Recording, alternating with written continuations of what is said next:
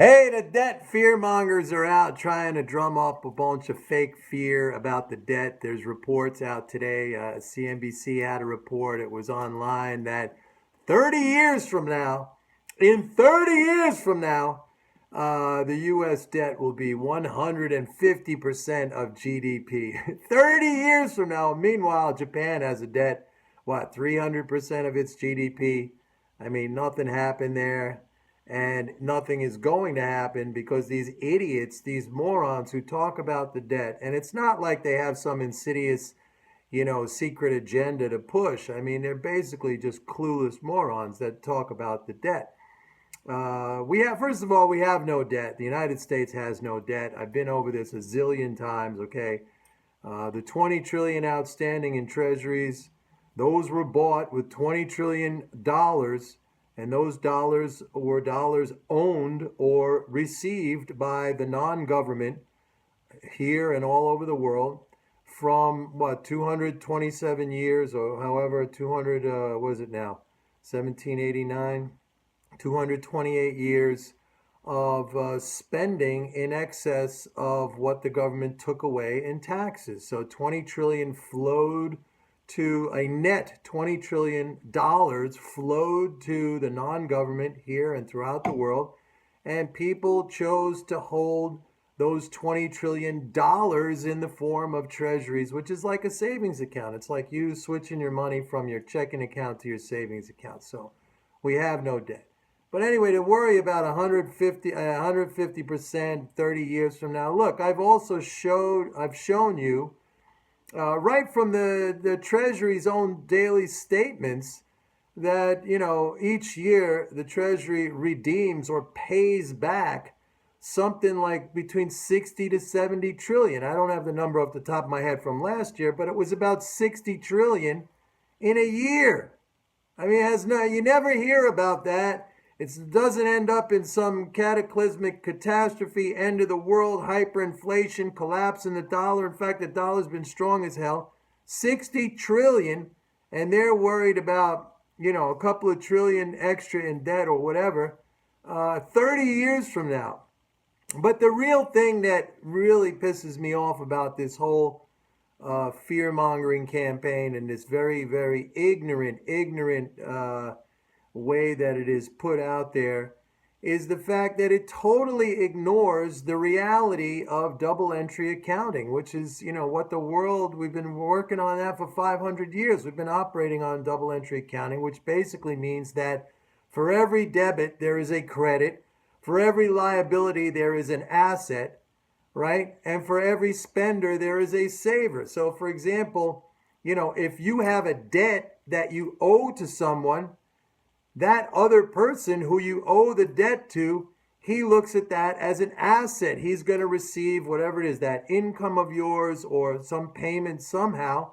So they balance out. So when they talk about the debt of the government, they never say, well, that's an asset of the non-government, right? I mean, they have to equal. By definition, they have to equal. So if the debt goes up by another whatever, but if it doubles, I think, what is it now, 75 or 77%, so it's going to go to 150, so let's call it a doubling, then by definition, the assets of the non-government have doubled. So their wealth has gone up if you take it as assets minus liabilities, all else being equal. We'll assume the liabilities stay constant. But they don't talk about that. They talk about the debt and only the debt. I mean, if you walked into a bank to ask for a loan and you said, the first thing out of your mouth was you said to the banker, here are my debts.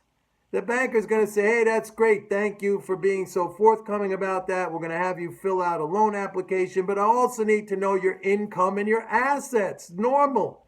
It's not like, hey, I just thought of something. Let me ask this guy, what is it? No, that is the normal way it's looked at. But yet when the debt is spoken about, that whole entire flip side of that conversation, of that discussion, is always completely ignored. And that is, that's propaganda. That's stupidity. I don't even want to call it propaganda, because propaganda would imply that these guys secretly know the truth, but they're putting out some sort of a false idea in order to convince you. And maybe some of that is going on when you see these outfits like Fix the Debt, which is a total propaganda outfit and based on lies and deception. And they're really, really, that's an outfit that has to be constantly, you have to fight against them. And I do. I go to Twitter, and whenever they post something up, which is ridiculous, and it's so easy to refute, you talk about the debt. I put up the charts that show the exponential rise in the debt. For example, the debt went from 800 billion in 1980 to 20 trillion, and interest rates went from 20% to zero. Okay, so we're at 1% now, but that's only because the Fed pushed it up there. They could have kept it at zero, even 1%. So there's no correlation. As a matter of fact, there's an inverse correlation. Same thing with inflation. The inflation rate back then was 14, 15% annually. Now it's like, it's barely 2%. And the debt's gone, what is that, 25-fold or something like that in the meantime? So it's just a crock of garbage that they're putting out there. It's ignorance. It's these ridiculous outfits like CNBC that put this stuff out there, and it is just a very, very detrimental, because most people they listen to that and they take it as gospel. They take it as truth, not understanding that it's a complete lie. It's a complete distortion, a total manipulation. It is massive, monumental ignorance being put out there as if it is fact. Okay, you call that dogma, right? Opinion stated as if it is fact. So, this is, what can you say? I mean, it's lies, it's distortions, it's absolutely wrong. Don't listen to it. Bye.